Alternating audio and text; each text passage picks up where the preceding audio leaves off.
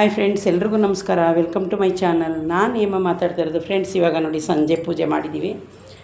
ಈಗ ಕರ್ಪೂರ ಅಂಟಿಸಿದ್ದೀವಿ ಮತ್ತು ಸಾಂಬ್ರಾಣಿ ಅಂಟಿಸಿದ್ದೀವಿ.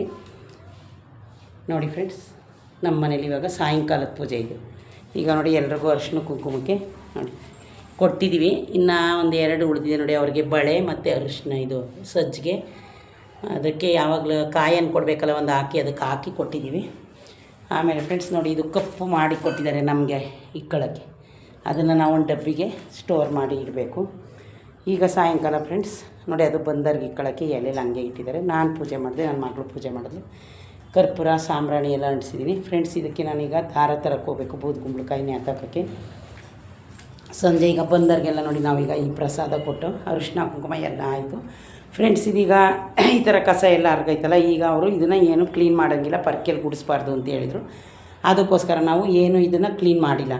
ಹಂಗೆ ಮತ್ತು ಫ್ರೆಂಡ್ಸ್ ನೋಡಿ, ಅಲ್ಲಿ ಹೂವು ಇನ್ನೂ ಅಷ್ಟು ಮಿಕ್ಕಿದೆ. ಈಗ ಒಳಗಡೆನೂ ನಾನು ದೇವ್ರ ಫೋಟೋಕ್ಕೆಲ್ಲ ಹೂವು ಮಾಡಿಸಿದ್ದೀನಿ, ತೋರಿಸ್ತೀನಿ ಬನ್ನಿ. ಆಮೇಲೆ ಫ್ರೆಂಡ್ಸ್ ನೋಡಿ, ಅದೇ ನಮಗೆ ಬಲ್ದೆ ಕಡೆ ಹೂವು ಆಗಿತ್ತಲ್ಲ, ಅದನ್ನು ಮತ್ತೆ ಅವ್ರೇನು ಸಿಗಿಸ್ತಿಲ್ಲ, ಅದು ಹಂಗೆ ಇದೆ. ಆದರೆ ಹೋಮ ಎಲ್ಲ ಮಾಡಿದ್ರಲ್ಲ, ಹಾಗಾಗಿ ಹೂವು ಸ್ವಲ್ಪ ಬಾಡ್ದಂಗೆ ಆಗೈತೆ. ಹೊಗೆ ಎಲ್ಲ ತುಂಬ್ಕೊಳ್ತಲ್ಲ, ನಿಮಗೆ ಗೊತ್ತಿಲ್ವಾ, ಆ ಥರ ಆಗಿದೆ. ಈಗ ಫ್ರೆಂಡ್ಸ್ ನೋಡಿ, ಒಳಗಡೆನೂ ನಾನು ನೋಡಿ ಎಲ್ಲ ಫೋಟೋಕ್ಕೂ ಇಲ್ಲಿ ಹೂವು ಮಾಡಿಸಿದ್ದೀನಿ.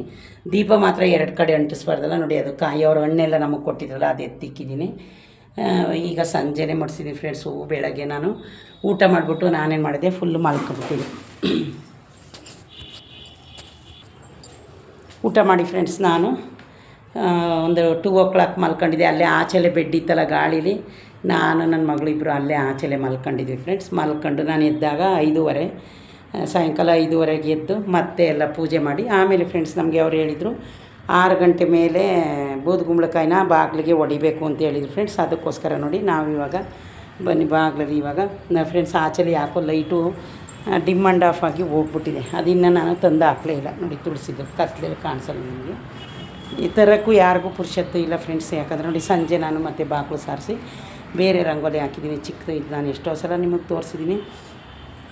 ಈಗ ನೋಡಿ ಫ್ರೆಂಡ್ಸ್, ನಾನು ಸಾಯಂಕಾಲ ಮಲಗಿದ್ದೆದ್ನಲ್ಲ, ಆವಾಗ ಬಾಗಿಲೆಲ್ಲ ಸಾರಿಸಿ ರಂಗೋಲಿ ಹಾಕಿ ನಾನು ಈ ದೀಪ ನಿಮ್ಗೆ ಆಲ್ರೆಡಿ ತೋರಿಸಿದ್ದೀನಿ. ನಾನು ಲಕ್ಷ್ಮೀ ಹಬ್ಬದಲ್ಲೂ ದೀಪ ಅಂಟಿಸಿದೆ.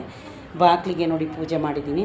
ಮತ್ತು ಒಂದು ಸಾಂಬ್ರಾಣಿನ ಅಂಟಿಸಿದ್ದೀನಿ ನೋಡಿ, ಬಾಗಿಲಿಗೆ ಉರಿತಾ ಇದೆ. ಬೂದುಗುಂಬಳಕಾಯಿನ ಇದನ್ನು ಬಾಗಿಲಿಗೆ ಹೊಡೆಯೋಕೆ ಹೇಳಿದ್ರು. ನಾವು ಅದನ್ನು ಕಟ್ ಮಾಡಿ ಅದರೊಳಗಡೆ ಅರಿಶಿನ ಕುಂಕುಮ ಮತ್ತು ದುಡ್ಡು ಹಾಕಿ ಬಾಗಿಲಿಗೆ ಹೊಡೆದಿದ್ದೀವಿ.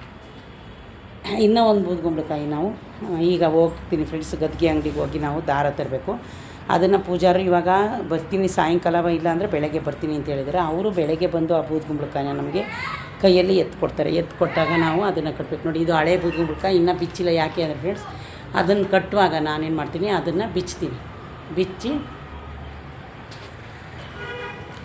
ಈ ಬೂದುಗುಂಬಳಕಾಯಿ ಫ್ರೆಂಡ್ಸ್ ನಾನು ಬೆಳಗ್ಗೆಗೆ ಅದನ್ನು ಬಿಚ್ತೀವಲ್ಲ ನೋಡಿ, ಆ ಥರ ಹೋಗಿ ನಾನೀಗ ದಾರ ತರಬೇಕು ಗದ್ಗೆ ಅಂಗಡಿ. ಈಗ ಹೋಯ್ತೀನಿ, ಎಷ್ಟೊತ್ತಾದ್ರೂ ತರಬೇಕು. ಆಮೇಲೆ ಫ್ರೆಂಡ್ಸ್ ನೋಡಿ, ಅದು ನಾನು ಭತ್ತದ ತೋರಣ ಲಕ್ಷ್ಮೀ ಹಬ್ಬದಲ್ಲಿ ತಂದು ಕಟ್ಟಿದೆ. ಆದರೆ ಅದೇನು ಉದುರೋಗಿಲ್ಲ, ತುಂಬ ಚೆನ್ನಾಗೈತೆ.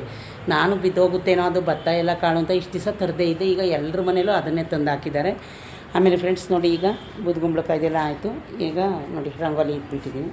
ಇದೆಲ್ಲ ಬೆಳಗ್ಗೆಗೆ ಕ್ಲೀನ್ ಮಾಡಿದೆ ಫ್ರೆಂಡ್ಸ್, ಈಗ ಮಾಡಲ್ಲ. ಅದು ತುಳಸಿ ಗಿಡದ ಹತ್ರನೂ ಚಿಕ್ಕ ರಂಗೋಲಿ ಬಿಟ್ಟಿದ್ದೀನಿ. ಕತ್ಲೆ ನಿಮಗೆ ಕಾಣಿಸ್ತಾ ಇಲ್ಲ. ಇದು ದೀಪ, ಇದೆಷ್ಟೊತ್ತು ಉರಿತದೆ ಅಷ್ಟೊತ್ತು ಉರಿಲಿ ಫ್ರೆಂಡ್ಸ್. ಇದು ಲಕ್ಷ್ಮೀ ಹಬ್ಬದಲ್ಲೇ ನಾನು ತಗೊಂಡಿದ್ದೆ, ಪಟಾಕಿ ಕಾರ್ಡಲ್ಲಿ ನಿಮಗೆ ತೋರಿಸಿದೆ.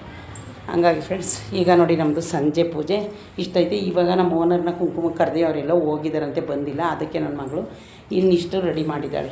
ಸಂಜೆನೇ ಕೊಟ್ಟು ಎಲ್ರಿಗೂ ಕುಂಕುಮನ. ಯಾಕೆಂದರೆ ಮಧ್ಯಾಹ್ನ ನಮಗೆ ಪೂಜೆ ಮುಗಿದಿದೆ 12-1 ಗಂಟೆ ಆಗೋಯ್ತು. ನಮಗೂ ಟೈಮ್ ಇರಲಿಲ್ಲ. ನಾವು ಅಡುಗೆ ಮಾಡ್ಕೊಂಡು ಊಟ ಮಾಡಿದಾಗಲೇ 1:30 ಆಗಿತ್ತು.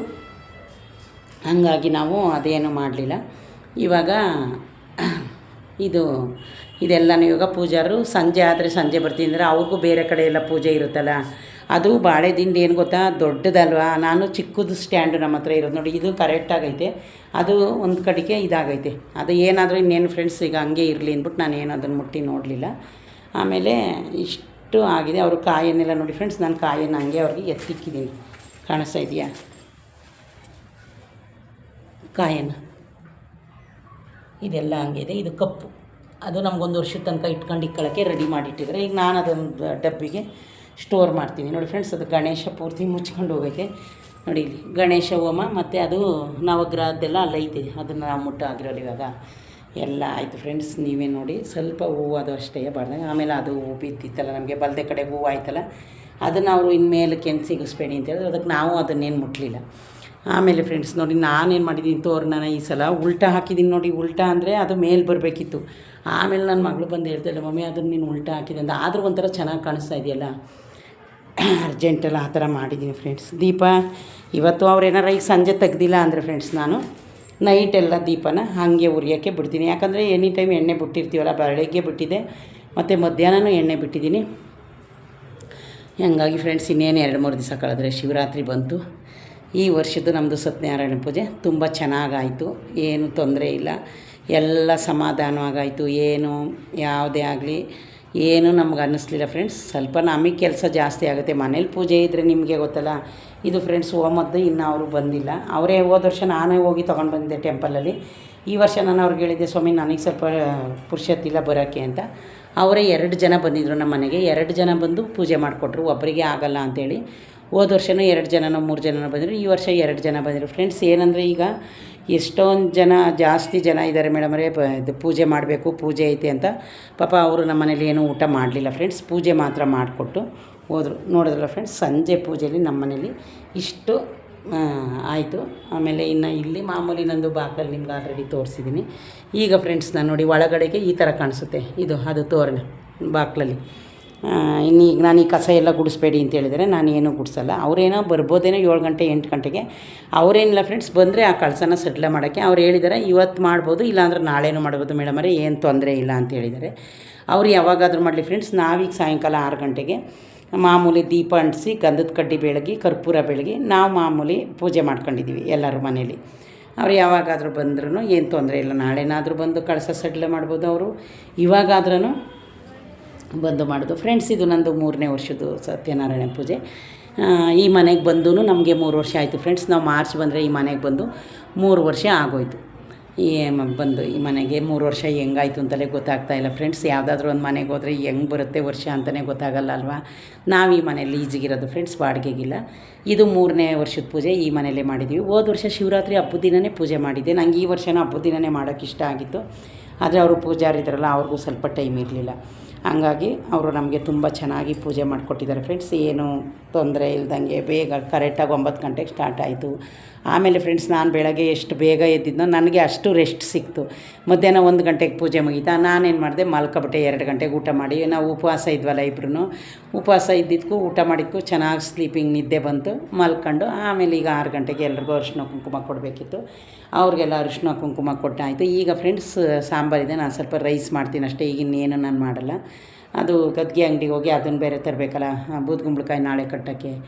ನೋಡ್ತಲ್ಲ ಫ್ರೆಂಡ್ಸ್, ಸಾಯಂಕಾಲದ ಪೂಜೆ ಎಲ್ಲ ಆಗು ನಂದು ಇಷ್ಟ ಆಗಿತ್ತು ಫ್ರೆಂಡ್ಸ್. ಇದೇ ಯಾರಾದರೂ ಫಸ್ಟು ನನ್ನ ವೀಡಿಯೋನ ನೋಡ್ತಾ ಇದ್ದರೆ ಪ್ಲೀಸ್ ಒಂದು ಲೈಕ್ ಕೊಟ್ಟು ಸಬ್ಸ್ಕ್ರೈಬ್ ಮಾಡೋದನ್ನ ಮರಿಬೇಡಿ ಫ್ರೆಂಡ್ಸ್.